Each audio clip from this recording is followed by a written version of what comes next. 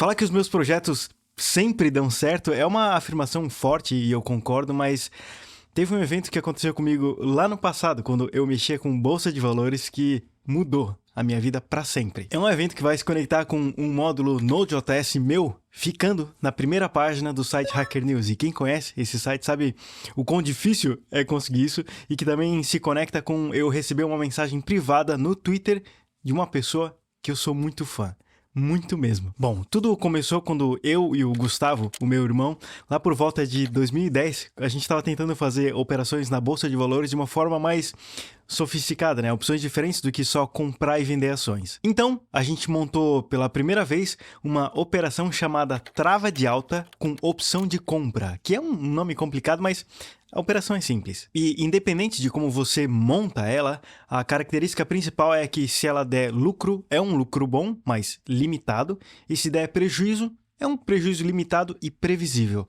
E a gente tinha montado ela com uma grande probabilidade de dar certo, dado as condições do mercado. Então, chegando no vencimento das opções, que é quando essa operação termina, e aí você avalia, né, para ver o que aconteceu, tinha dado certo.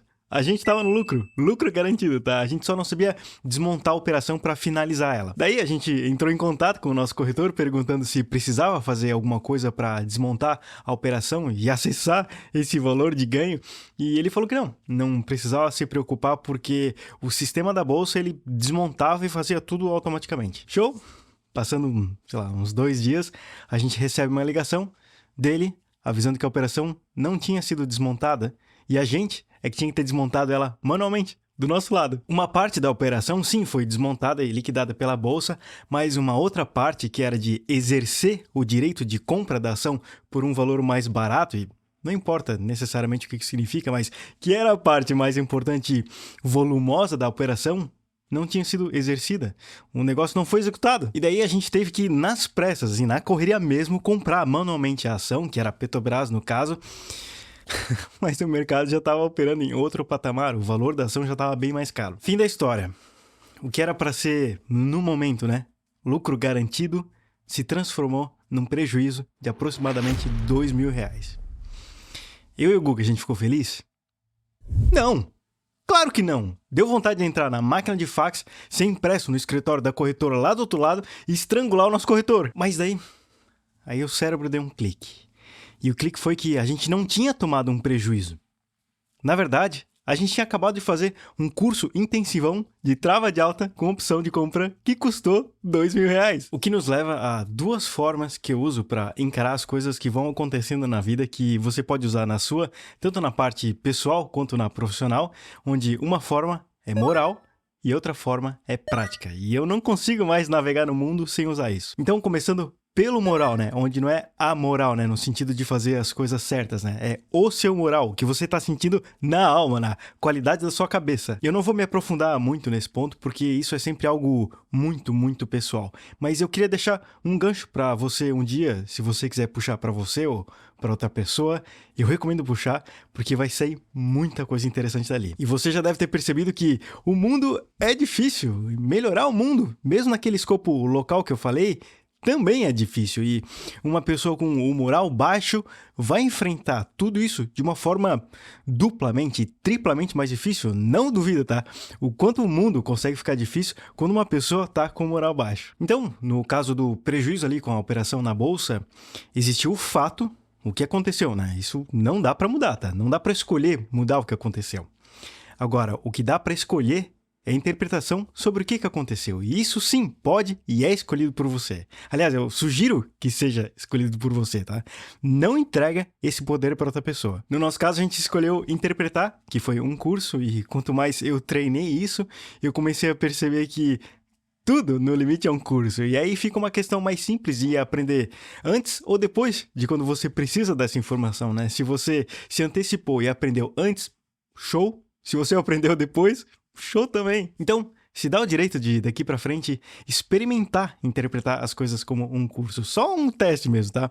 Por exemplo, o site caiu, o sistema foi hackeado, foi cometido um erro no trabalho, cliente rejeitou tal proposta, o aumento de salário não veio.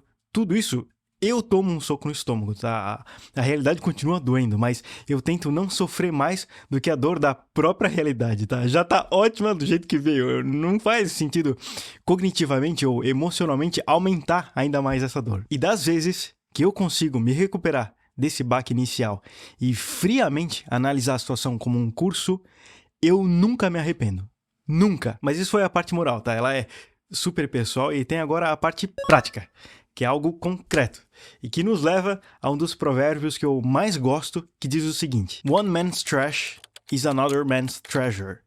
Onde uma das formas de se traduzir é: o lixo de uns é o tesouro de outros. E por lixo não fica travado na ideia de resíduos materiais que foram descartados. Não é necessariamente o ponto que eu quero fazer aqui. É mais pro lado de algo que é normal ser inútil para uma pessoa e poder ser valioso para outra, mas como que na prática usar isso para benefício próprio, né? Ou benefício dos projetos que você criar? Excelente pergunta, tá? Você sempre faz as melhores perguntas, inclusive.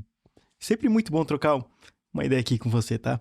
Até porque eu deixei preparado um exemplo prático que você vai poder usar para se inspirar. Tem a ver com um projeto que eu já falei aqui, o RSS Feed Emitter. Foi o primeiro módulo para Node.js que eu criei e teve uma atração massinha da comunidade. Mas o treco é antigo, hein? Tem arquivo aqui que foi criado há 8 anos atrás. De qualquer forma, apesar de que esse foi um projeto muito legal e eu tenho muito orgulho dele, eu tenho mais orgulho ainda da estratégia que eu usei para ele ter popularidade. E não foi nenhum hack maluco, não tem técnica obscura nenhuma, nada, e tá 100% conectado com um provérbio que eu falei antes, onde a funcionalidade principal do módulo, né, que era agregar RSS e emitir, de verdade, meio lixo. Mas aí sabe o que eu fiz? Eu reciclei o módulo. Na verdade, eu criei um motivo secundário que outras pessoas, mesmo as não interessadas em RSS, poderiam achar valioso, que foi adicionar dentro do repositório um tutorial de como eu criei o repositório. E foi uma excelente oportunidade para eu entender de fato o que eu tinha feito, revisitar todos os assuntos,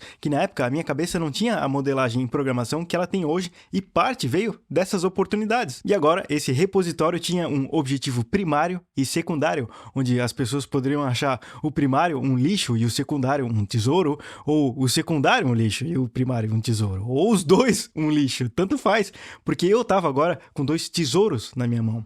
Um módulo que eu precisava para um outro projeto e o conhecimento concretizado e modelado melhor dentro da minha cabeça. Mas sem saber nada disso naquele momento, eu fui no site do Hacker News, que inclusive é uma das inspirações do Tab News, e eu fiz uma publicação lá. Eu não consegui achar o print da primeira página na época, só das publicações que eu já fiz. E eu fiz um pitch lá, falando como eu transformei a minha biblioteca num tutorial de Node.js com 100% de cobertura, passando no Travis. E que o link levava para o repositório do RSS Feed Emitter lá no GitHub, e não só surpreso pelo fato desse item ter aparecido em alguma posição na primeira página por algum momento, adivinha quem mandou uma mensagem privada no Twitter? O Guilherme Roth, fundador hoje da Vercel e Next.js. No mesmo dia que o post ficou na primeira página do Hacker News, ele mandou uma mensagem falando que a parte do tutorial do módulo ficou incrível. E turma, que massa demais! Na época ele era o criador só do Mongoose, um ORM para MongoDB, e do Socket.io, uma biblioteca que ficou bem famosa para usar WebSockets no Node.js. E essa biblioteca foi o motivo de eu começar a usar Node.js e realmente a gostar muito de programar. Então imagina que, do nada, uma das pessoas que pivotou a minha carreira para sempre me manda uma mensagem privada me parabenizando pelo objetivo secundário de um módulo que eu criei para inicialmente resolver um problema só meu. Eu estava em mãos com um dos maiores tesouros que eu poderia ganhar naquele momento, e na época que eu recebi essa mensagem eu estava no escritório do Pagar.me. Eu lembro exatamente a posição na sala e a cadeira que eu estava sentado, e aí eu me virei para a turma e falei: pessoal, o Guilherme Roth me mandou uma mensagem privada, todo doido assim, e eles: Guilherme? Quem é esse cara? Nem deram bola. E aí tudo bem, entendi a mecânica. A mensagem do Guilherme, pra mim, era o tesouro. Mas pra eles, era lixo. Tanto faz. Então, toma cuidado quando alguém falar que algo que você tá fazendo, construindo ou estudando é um lixo. Porque sim, no mundo dessa pessoa é lixo mesmo, tá?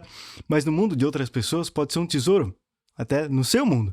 E é questão de fazer essas duas pontas se conhecerem. Por isso que é desastroso você querer viver nas expectativas do mundo de outras pessoas. E é extremamente poderoso quando você, dentro de você mesmo, está super alinhado, porque as outras pessoas ao redor, elas começam a perceber e ler isso em você e elas começam a se aproximar. E tem mais coisas que eu gostaria de falar sobre esse tipo de assunto, né? Essa forma de ver o mundo, de conseguir enfrentar com uma cabeça melhor os problemas técnicos, certas situações com colegas de trabalho, mas para essa aula aqui não ficar muito cansativa, eu vou jogar esses conhecimentos um pouco mais para frente no curso. Combinado? Então, marca essa aula aqui como concluída, porque na próxima a gente já vai começar a organizar o repositório para trabalhar nele para valer e tentar vivenciar tudo isso de alguma forma. Tchau!